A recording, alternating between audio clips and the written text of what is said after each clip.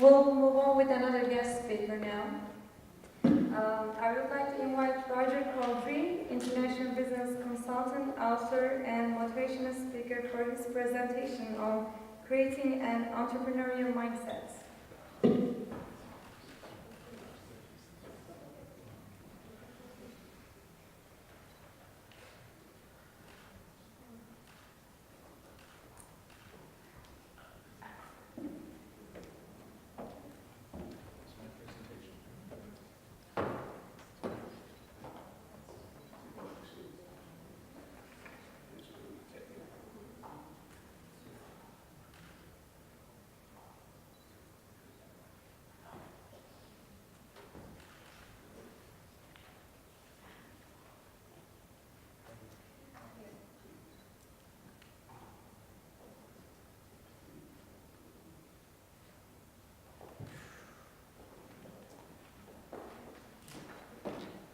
First of all, can you hear me at the back?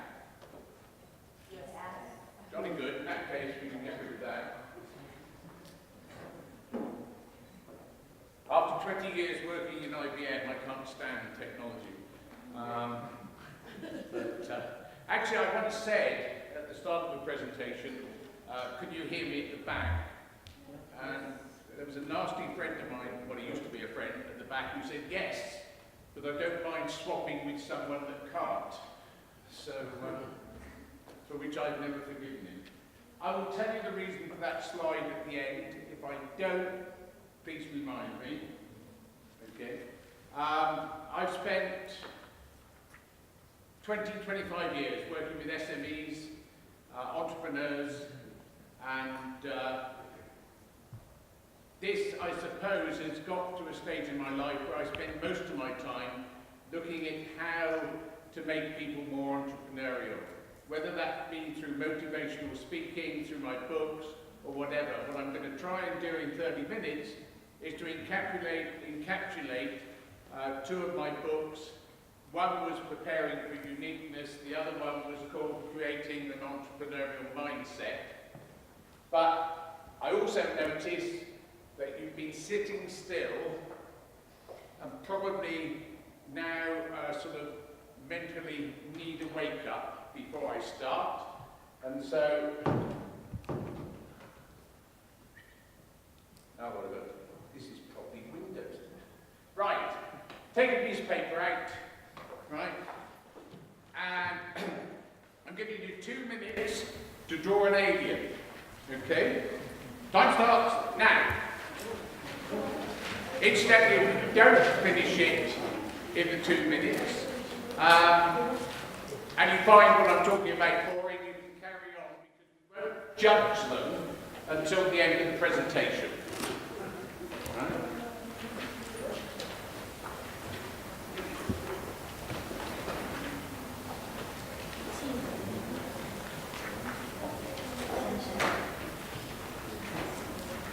I've got 30 seconds.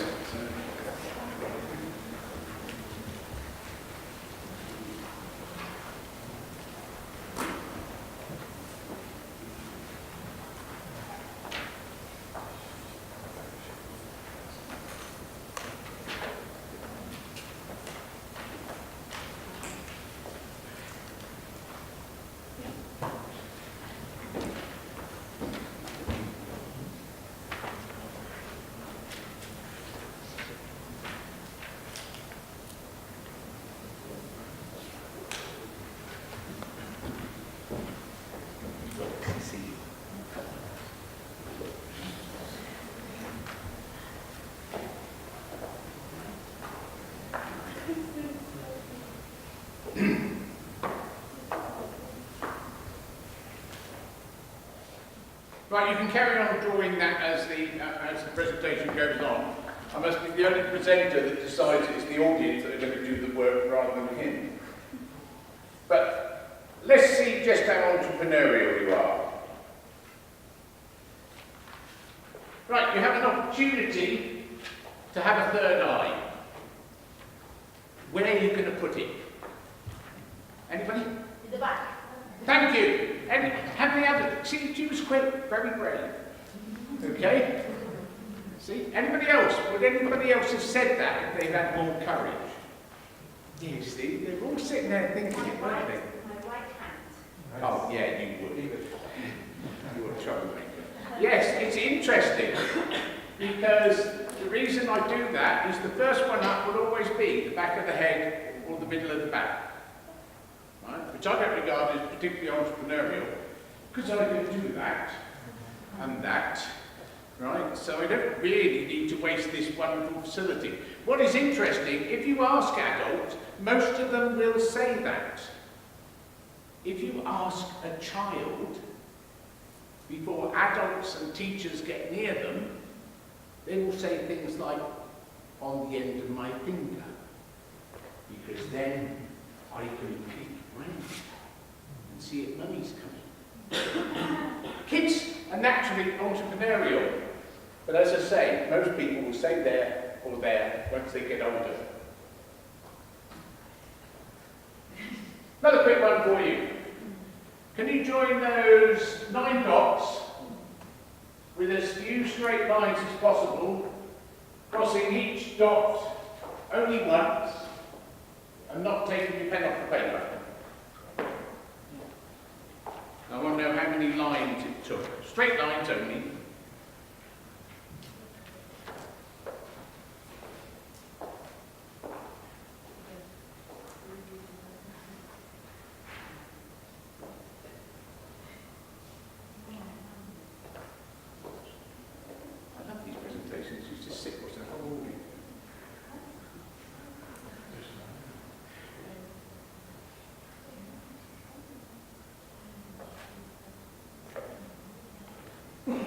Anybody managed to do it with 5 lines? Oh, we got some 5-liners. Anybody with 4? He already knows the answer, that's why no cheating. Right? It's possible to do it with 4. If you start at this one, and you go over here, and you keep going, you can now come down through these to here, up there, and then across. 4 lines.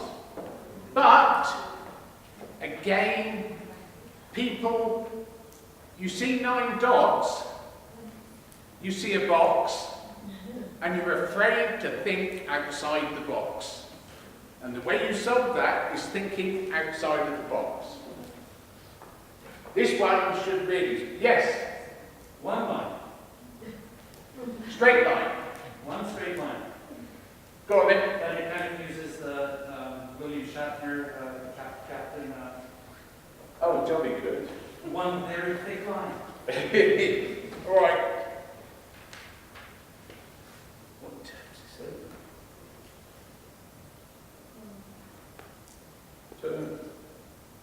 There we go.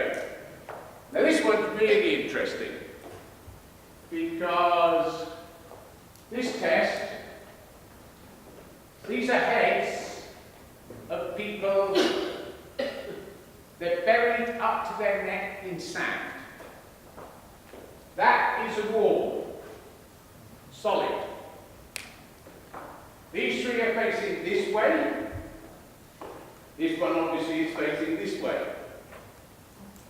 They know that there are 2 black hats and there are 2 white hats. The rule is that they cannot speak until they know what colour their hat is. Which one speaks first?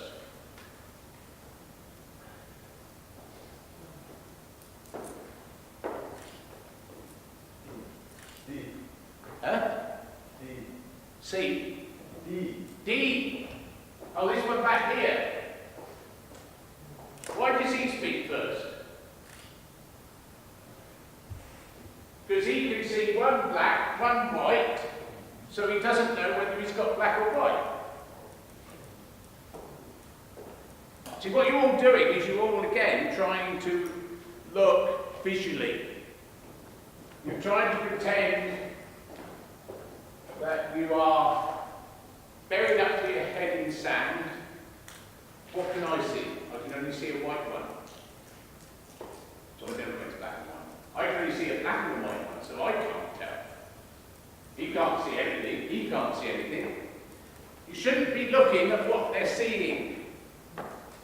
It's what they're hearing, or more importantly, what they're not hearing. And the person who is not hearing the most is this one. Because he knows he can see one white hat. He also knows that if his hat was white, this one would be jumping up and down going, I've got black. The fact this guy is silent means that he knows that there's one of each in front of him. So as he can see the white one, he knows his must be black. But it's about, not about what you can see, it's about what he cannot hear. So what stops us from being entrepreneurial? First thing is that we're very risk averse by the time that we actually get to adulthood. You know, and it gets worse these days because, you know, can't do, in England you cannot even play the good old-fashioned game of conkers in school that I used to play unless you've got goggles on. Right? So you can't go in the field. We're not allowed to climb trees anyway. Right? Health and safety has ruined it for all of us, but we're totally risk averse. We're afraid of failing. One of the reasons why people are quiet when you give them a question like the one I gave you at the start to do with the eye is that we're afraid of getting it wrong. Because we've been through an educational system that assumes there is one right answer. And, you know, even if you're given multiple choice, I'd love to do a multiple choice test where all the answers were right, just to see what the hell happened. But no, even with a multiple choice, you are told one of these is right. When I did mathematics back at school more years ago than I care to remember, you used to get 2 marks for getting the right answer. You then get 8 marks if you did it the way the teacher wanted you to. In other words, method. When you did chemistry or biology or whatever, you always had to do these things that were sort of like apparatus, method, observations. You know, you couldn't just go there and see what the hell happened. And so we're used to the fact that there is one right answer. There is also a concern that people do not believe they're creative. If you ask somebody at the age of 5 or 6 are they creative, they say yes. Ask the same child at the age of 16, they will say no. And what happened? Oh, sorry, education and parenthood did. Right? And we're afraid of being silly. I always love the story that Ken Robinson tells of the little girl who was, she wasn't afraid to be silly. She was painting away, drawing away. And the teachers sort of, well, that's unusual. So she went over and she said, Sarah, she said, what are you doing? She said, I'm painting God. And the teacher said, but nobody knows what God looks like. And Sarah turned around and she said, well, if you wait 5 minutes, you will.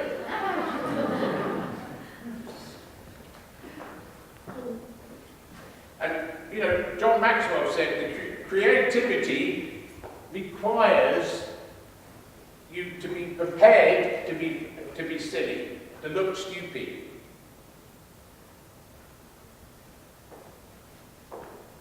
I believe that entrepreneurs need self-awareness. They need confidence. This is interesting. They need self-motivation. If you look up the word entrepreneur, which according to dear old President Bush, we've got somebody from France here, haven't we? Do you remember that Bush actually said once that the French are the only people that didn't have a word for entrepreneur? And they put him in charge of the button. Great, isn't it? But there are lots of suggestions how the word entrepreneur came around. You know, some actually even were rude enough to say that entreprendre meant between jobs, something you did when you didn't have proper work. But I love this, because the word for self-motivation in Sanskrit is entrepreneur, which I reckon is probably as close as we're going to get. You have to be willing to take risks if you want to be creative, and you mustn't be afraid to fail. The world is full of people that if they'd given up because people laughed, you know, we'd be missing a lot of things. For a start, we wouldn't have these lights. Because he said, I didn't fail 1,000 times. I found 999 ways that didn't work. You know, Walt Disney got fired from his first job for not being creative enough. And so on. You know, Oprah Winfrey was sacked because she didn't have a face for television. So whoever knew that one, you know, was really good. But that failure thing is quite interesting because if you look at, I don't know this in detail, but apparently there is a thing called Spanx, which is a sort of underwear that holds things in, and probably they should start doing it for men, or for me at least. But anyway, the woman that started that said the greatest thing that her father did for her was that every Friday night, the family would all have dinner together. And the father would ask a very simple question: what did you fail at this week? And what did you learn from it? And they did that every Friday, so that when she started her business, she went to places that all the traditional fashion people wouldn't go to. She was told, you know, you have to go to the fashion shows twice a year. You know, you don't knock on doors. And she thought, sorry, I'm going to go and knock on doors. And suddenly she was in, you know, the major department stores, and we hadn't had a fashion show by that point. So you've got to be prepared to fail. The interesting thing, to me, entrepreneurship is really problem solving. That's all it is. But it's solving it in a nice, new, creative way. That's all you're asking to do, is to find a creative solution to problems. And so what you're looking for is a problem. You've got to have a problem to solve to start with. I've worked with too many businesses that have got a solution, desperately looking for a problem. And I had a guy, I live in Antalya, I'm a migrant. I left I left England 10 years ago, and I've lived in Turkey ever since. I'm just waiting for my permanent residence to come through. No, it's true, any day now. I'll be one. But yeah, people go around. I had a guy in Antalya where I live, and he said, I'm having real trouble getting people interested in my product. His product turned out to be a toilet brush with a battery in, so you press the top and it revolved. Now, it's like so many things in this life, you know, yeah, I'm sure you could, but I'm quite good with a toilet brush, just doing that, without having to have it spinning round. And he had prototypes made in Korea and everything. Creativity is intelligence having fun. Let me give you one really good example of I was looking for an example of someone that solved a problem in a very creative way. And it's pity my driver is not here because he'd understand why I was putting my cufflinks on in the back of his car while we were driving here, because he was looking very perplexed, as if I'd sort of arrived half naked. Lucy, I worked with her 15 years ago.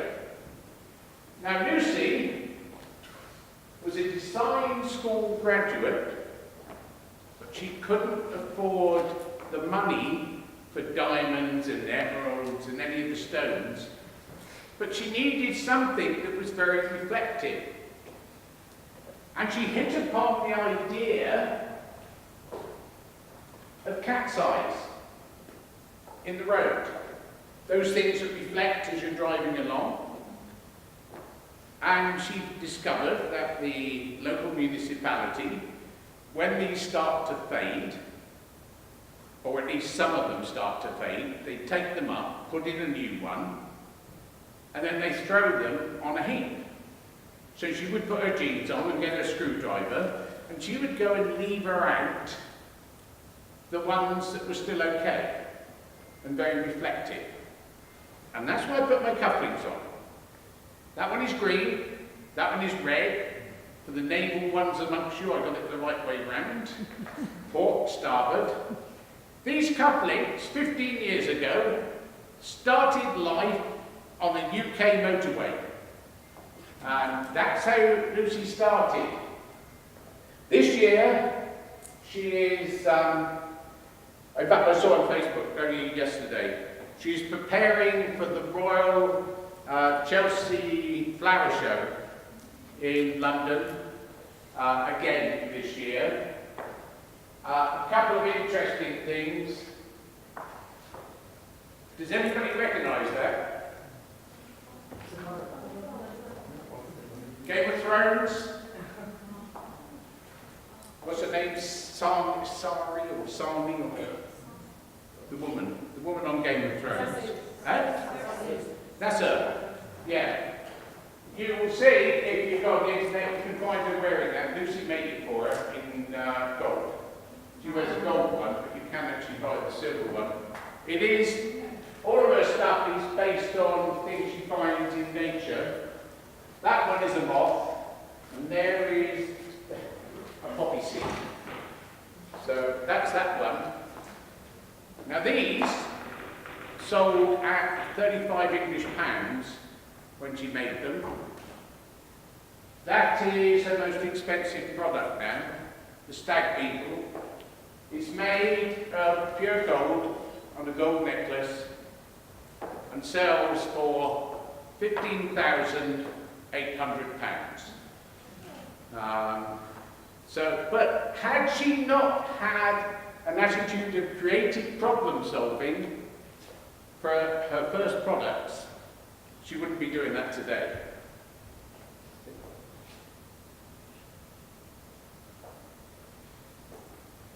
Right, it says, I'm not creative. Yes, you are. We're all born creative, as I said, and we need to reawaken that creativity in you. And that's what I've been trying to do. Can we now have a quick judge? Will you please all hold up your aliens? Right, whatever. Oh. So I've got to pick a winner out of this. I'll tell you what, the secret is, this is one of the activities I use when I'm trying to get people more creative. Every one of you won, because you're all right. Because nobody can tell you haven't seen an, they haven't seen an alien, they can't tell you it's wrong. Absolutely no way at all. So every one of you won. Right?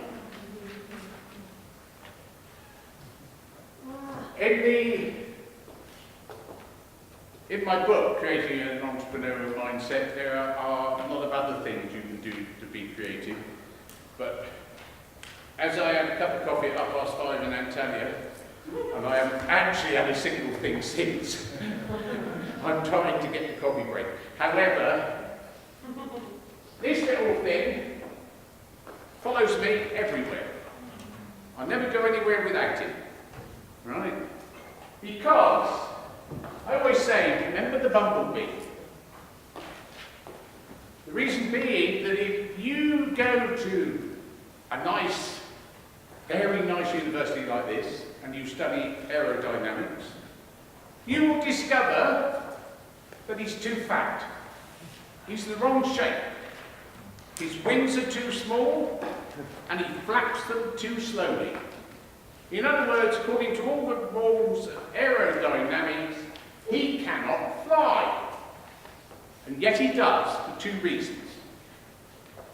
Number one, they wouldn't give him a place at Meta University to study aerodynamics. But more importantly, he believed he could.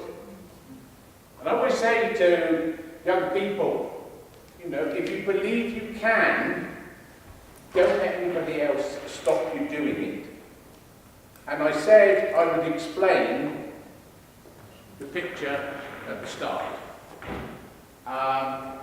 That appears on the cover of the first of the two books, Preparing for Uniqueness. And any of you that have seen this before, you can get it as a poster. And underneath the poster it says, "You laugh at me because I'm different. I laugh at you because you're all the same." Thank you for your time.